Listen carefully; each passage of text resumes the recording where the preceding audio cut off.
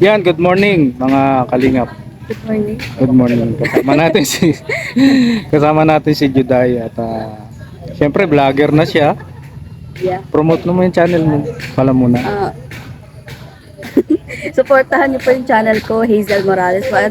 Uumpisa pa lang naman po ako doon. Ayun. At ano bang abangan nila sa channel mo? Abangan nila. Oo. May ginawa po kasi akong prank kaninang umaga lang. Oh. Pero abangan niyo rin po yung vlog namin nila ate kaninang umaga doon sa Nyugan. Oo. Balita ko ng Walking Paco, ano? Opo. Yun, abangan nyo po sa channel ni Rachel, no? Doon i-upload. Yun. Doon i-upload sa channel ni Rachel. At abang-abang. Yes. Yan, at si Hazel si Juday ay vlogger na, kaya abangan natin yung mga upload niya. At alam nyo naman, pag kikay na matalino, marami kayong mapupulot na aral. Diba? Ayan. So ayan, si Juday, napakaganda na nga naman ni Juday. Juday,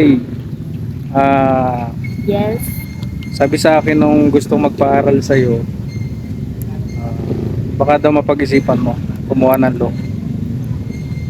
Hindi mo lalagay. Hindi kaya, hindi talaga ano. So, yun, baka naman kayo ang pwedeng pagbigyan si Juday sa kanyang course, ano? Opo. Na At di po yun yung tinatakbo ng ano kayo. isip mo. Mm. Kasi nga naman, ba't ipilitin mo yung sarili mo sa ano, para Kung kinaya po ng iba, kakayanin ko rin po. ayun. Siyempre.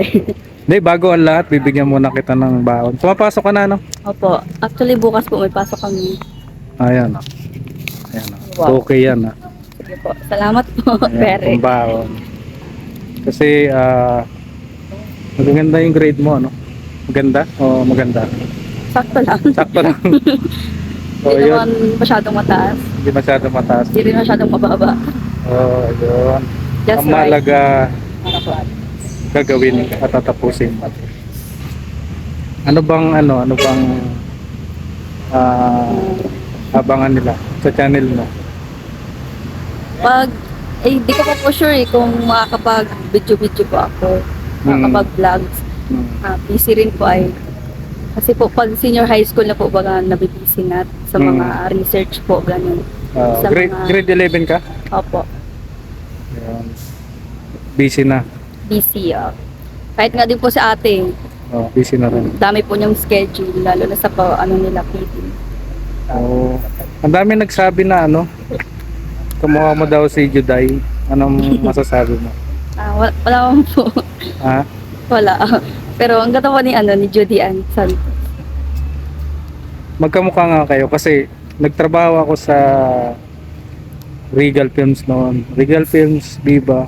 Si Juday ang artista namin. Wow. Singidad mo siya noon nung kamukha mo nga. Sana all. Tapos sintimbang mo rin. Parehas kayo ng size ng pantalon. Ay, ganun. 52 rin siya dati. Sakto.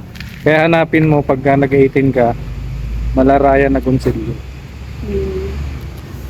Para Juday na nga. Raya na Gonzalo. Ay, nabinsin. Parang hindi. May Foreigner yung nakuha. foreigner. Joke lang. Apam. Malay mo, Koreano po. Oo nga, no. Koreano. Koreano ba ang ang mas mo?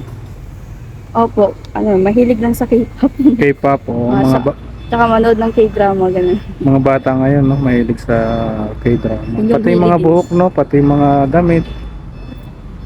Ayan, Ganun. ganon. Ganun yun. Mga teenage ngayon, mahilig sa ganyan. Sa mga K-pop group, K-drama. Sana ako doon. Saka na to. Opo. Sinong paborito mong sa K-pop na? Sa K-pop si Songhoon sa Enhypen po. Oo. Iba na ngayon, no? Kasi kang panahon namin nun, Jumong. Jungkook. Jumong, si Jung. Jumong, dati po si Lee Min Ho, ganun. Lee Min Ho, yan. Yes. Crush na crush ko yun eh. Oh.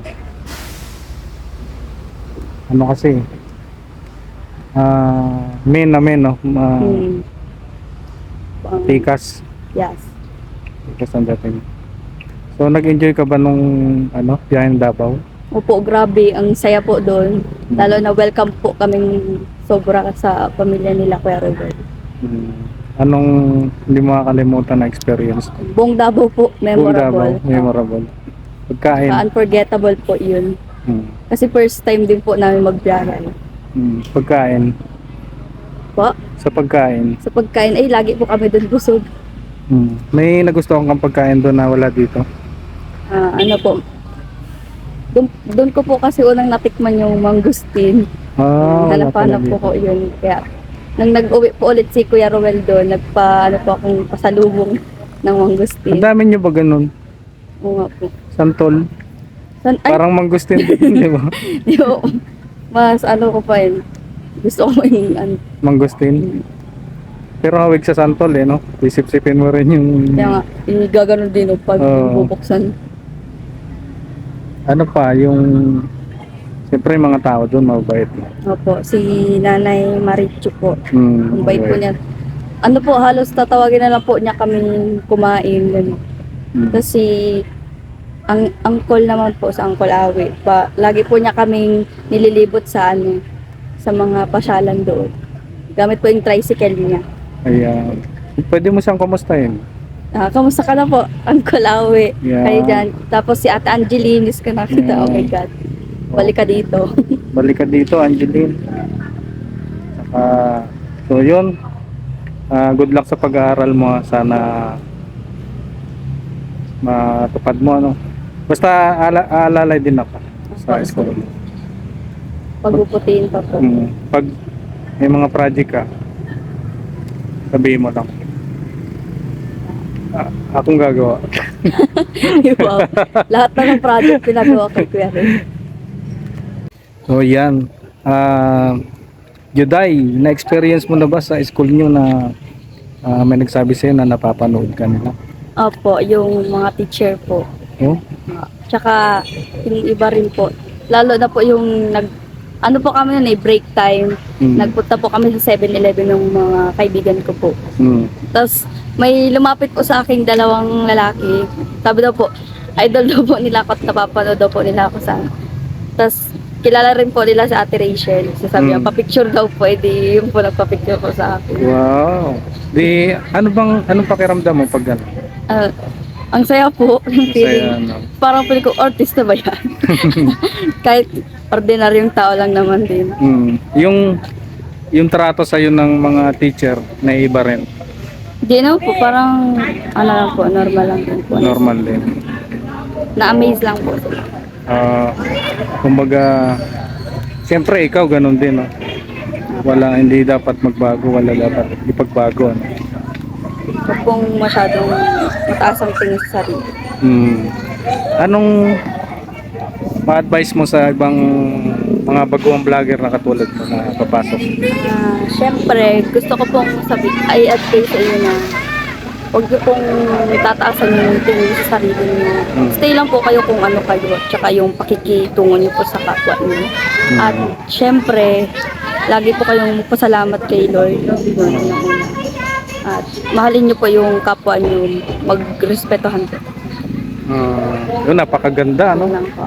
Baguhan pa lang na vlogger si Hazel Ann, magandang advice na binibigay. Maraming salamat na Hazel Ann.